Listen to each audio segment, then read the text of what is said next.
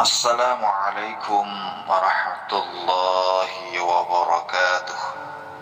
Alhamdulillahi rabbil alamin. Ayat 149 surah Al-Baqarah.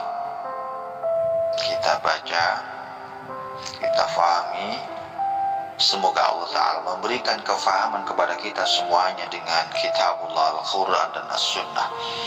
A'udzu billahi minasy syaithanir rajim.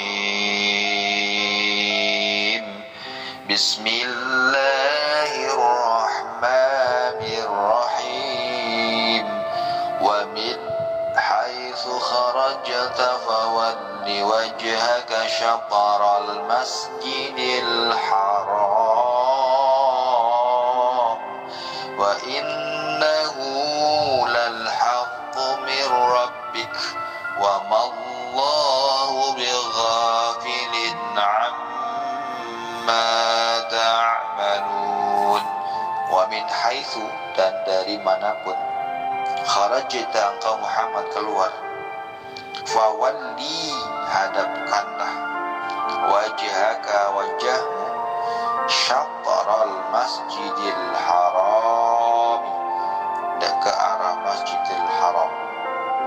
Wa innahu, dan sesungguhnya aku, lal haqqu, benar-benar ketentuan, mir rabbika, dari Tuhan, wa mallahu, dan tidaklah Allah, bighafilin, lemah, amma, terhadap apa-apa yang ta'maluna, kalian kerjakan.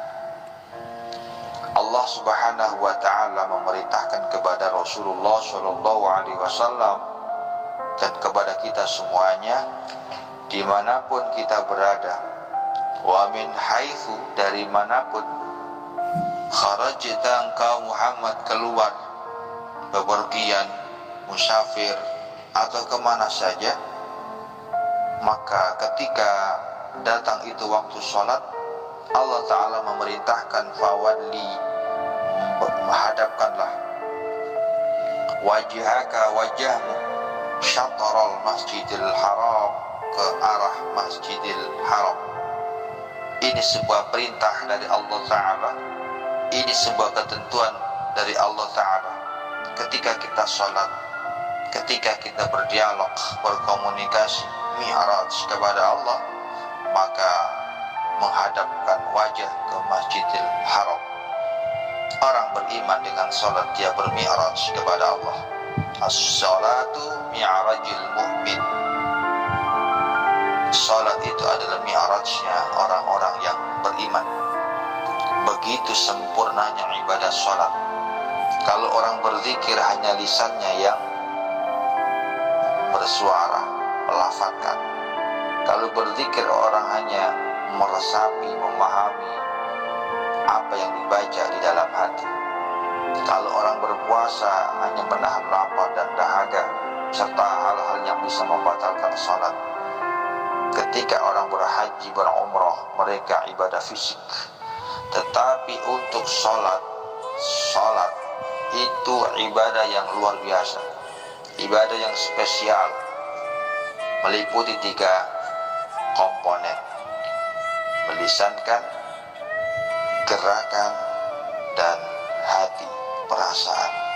Ketika kita sholat, Allahu Akbar, mengangkat tangan, takbiratul ihram. Lisan kita mengucapkan, lisan kita melafazkan, membunyikan, hati kita memaknai hanya Allah yang maha besar.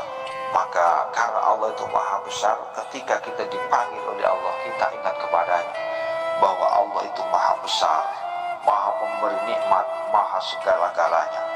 Sehingga orang muslim ketika memahami kalimat Allahu Akbar, merasa dirinya kecil di hadapan Allah, merasa dirinya tidak apa-apa, tidak ada apa-apanya dibanding Allah Ta'ala. Barangkali sampai hari ini kita diberi amanah oleh Allah ilmu kita tidak ada apa-apanya dibanding ilmu Allah Ta'ala.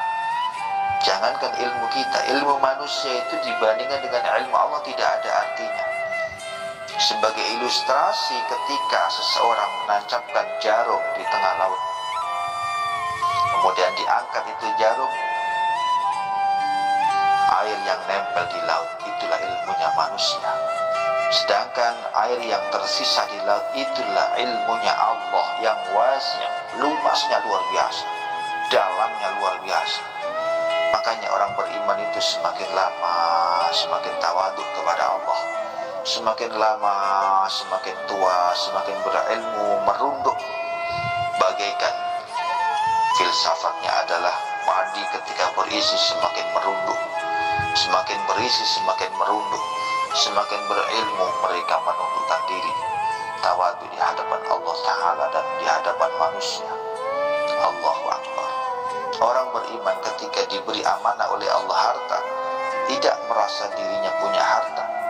Harta semuanya adalah titipan dari Allah Ta'ala. Ketika kita berkeluarga, punya keturunan, punya anak, punya cucu, yakinilah, percayalah bahwa itu semuanya adalah kehendak dari Allah Ta'ala. Hakikat manusia tidak bisa apa-apa manakala tidak dipisahkan oleh Allah.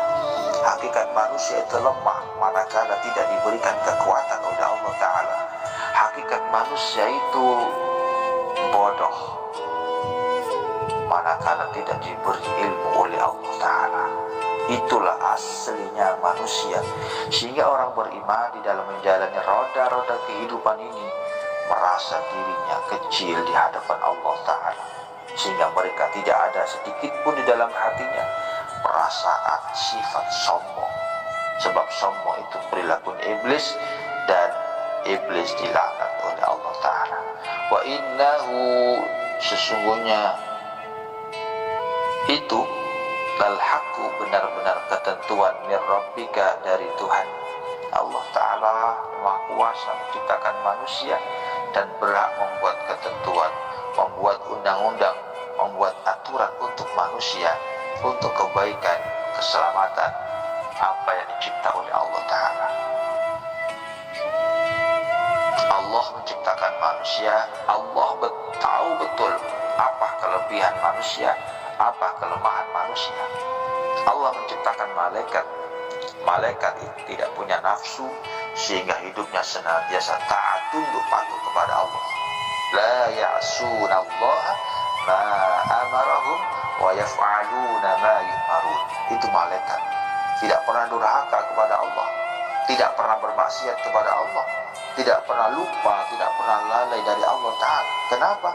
Maklum, karena malaikat tidak punya nafsu. Beda dengan binatang, makhluk ciptaan Allah. Mereka, para binatang, tidak diberi akal oleh Allah.